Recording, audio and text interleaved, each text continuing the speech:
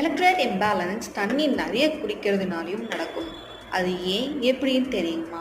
நம்ம பாடிக்கு குறிப்பிட்ட அளவுக்கு தான் தண்ணி தேவைப்படும்.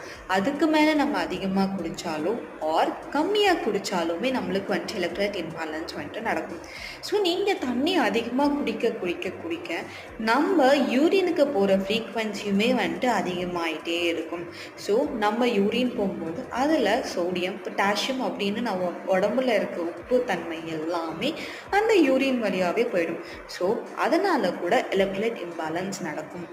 தண்ணி குடிக்க சொன்னாங்க அப்படின்ட்டு அளவுக்கு மீறி குடிக்கக்கூடாது.